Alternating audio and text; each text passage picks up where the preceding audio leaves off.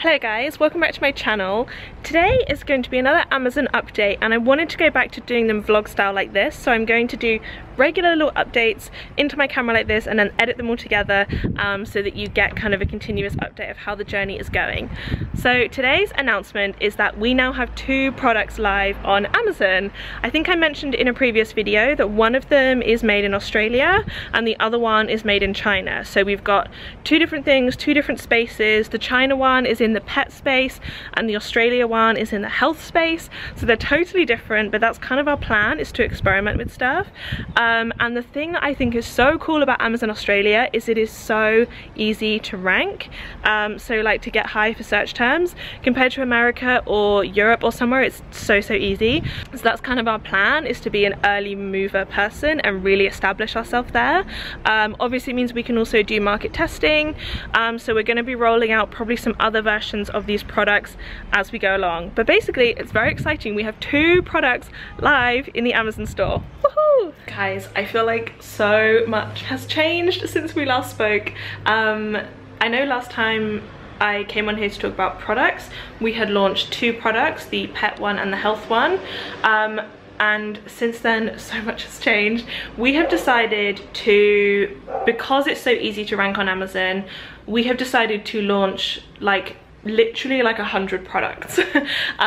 Because we have income from other places, Amazon isn't like our main income focus, and we don't need to draw money out of it for the foreseeable future. So we have a bit of money to invest and we don't intend to take the money out for quite a long time. Like if we invest for 2, 3, 4 years, then that's okay with us, because we're looking for more of like a long-term investment situation. So if you're looking at getting started on FBA, this might not be the best plan for you, but our plan is to launch like tons of products on Amazon, but in very small quantities, and just see which ones sell well and then launch more of those, either like more colors or more sizes or more similar things. So we're launching in like kitchen, travel, more stuff in pet, some stuff in like beauty, basically just everything that we can think of, which is really exciting. So I have been extremely busy browsing Alibaba, and I thought I would just quickly show you an example on screen of how I choose which supplier to go with. So the first thing that I do is choose the product that we want to sell. I'll either find something on America or on Australia or on Europe which we want to like do the same as. For example, in this one I've chosen this wooden hairbrush, which I saw on Madeline Olivia's channel the other day, about like taking care of your hair. So anyway, let's say we're gonna do a wooden hairbrush.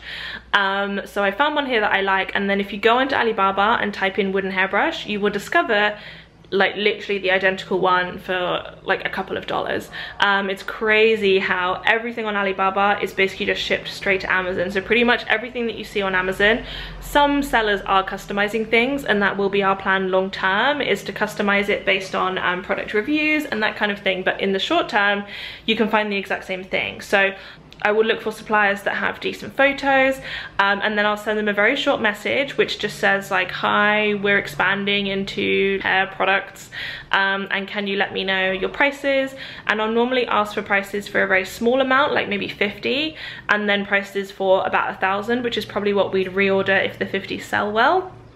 And I'll contact, I don't know, less than 10, probably somewhere around 10, and then they'll get back to me. Some of them will reply to say we can't do as few as 50, some of them will reply with really bad English, or a few will reply answering all my multiple questions, really good English, and it will be like a clear winner. So obviously you'll get the different prices, you'll choose based on price. I normally ask about packaging as well, so I'll say, is it a box, is it a plastic bag, can we customize it at a later date? Obviously for 50 you won't be customizing anything, you'll just be like getting whatever they have because it's such a small purchase. And then yeah, I'll narrow down to the one who I'm gonna go with, and then they normally invoice you through Alibaba, so you get some like buyer protection, and then we'll just go ahead and order. So for example, for this it'll probably come back as a couple of dollars. If we're ordering 50, that's like $100 of investment plus the shipping, which will probably be also about $100 because it's going from China to Australia, so you have to do customs and all that kind of thing. But then you can test it out. So for the 50, I wouldn't be looking at making any margins, but I'd want the 1,000 price to have good margins. So I'd probably put it into the Amazon calculator and see what the margins are going to be, so you can see whether you're going to be able to make any profit on the item. So that is how I would choose a supplier. That's how we've been choosing all our suppliers. Of course, it's also great if you can find a supplier who can sell multiple items that you're looking for. So you can also ask them to send you a catalogue which will have all of the other products they can do, and then I might use that catalogue to have a look at those products on Amazon America and see if they're selling well, and in which case I'll know that in future I can use this same supplier to sell some of those other things as well. So that is how I choose a supplier from Alibaba. I did have a couple of people message to ask about getting suppliers from other countries, and basically I don't really know much about that. So like I said, we do have one Australian supplier which has been fantastic because it's so easy to get deliveries because they're all in the same country, but of course it is also a lot more expensive. So we use Alibaba, which I believe is all Chinese suppliers, just because Alibaba makes it so easy because they're all in a listing like this. It's kind of like eBay, it's just this amazing directory. But I'm sure you can source cheaply and quality from other countries, but I don't know if they have marketplaces like Alibaba, which is just so good. So let me know in the comments if you know a way to source from different countries as easily as this, because I would be really interested in working with other countries as well. But for now, this is the easiest way we found. They're all used to working with Amazon, so they know about having Amazon labels and Amazon specifications and all these things, so it makes it super convenient. So today I thought I would sit down and tell you the metrics that I'm tracking on a daily and a weekly basis for our Amazon products. So the first thing that I do is every day I log on to our Amazon seller account and I check whether there's been any new reviews, in case there's been a misunderstanding. Like sometimes Amazon just send people totally the wrong product, and that hasn't happened to us, but I always want to make sure if there's any bad reviews, try and work out why, and obviously the good reviews, it's always nice to hear what's going well. And also I check for buyer messages. Sometimes people have messaged us either a question about the product, or some feedback, and the other thing that we get is seller reviews. So Amazon email people to ask if they want to leave a review for the seller, but obviously customers don't see the seller reviews, they don't really care about the seller reviews. So whenever we get a seller review, I reply to that and I say thank you so much for your lovely review. Would you also mind leaving a product review? Because those are the things that actually matter. Because you really want to try and convert those reviews into what I would call real reviews, as often as possible. So those are the three things that I check every day. And obviously I'm generally keeping an eye on the inventory level to check we're not going to sell out. But right now, because we're just selling in Australia, the quantities are very small, so that's not really a problem.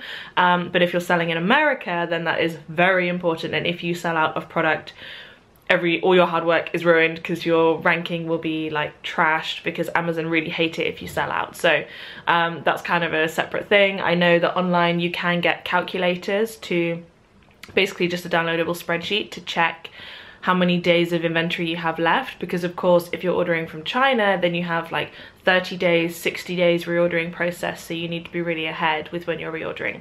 But anyway, I digress. So those are things that I check every day: reviews, questions, and seller reviews, and kind of the inventory level. And then once a week I sit down and I look at the stats. So I go into the more statistics part, and then you have to sort it to be the dates that you want, and it's normally a few days behind. So I do it on a Tuesday, but I do it Sunday to Sunday, and I just have it in a spreadsheet where I'm tracking over all of time. So I make a note on my spreadsheet if we've changed the price, or if we've changed the photos or anything like that, change the keywords, so I can kind of keep an eye on how it's going. But the things that I track in the sales are how many products we've sold, obviously very important, but also the conversion, which is called unit session percentage, and that means how many clicks you had compared to how many people bought.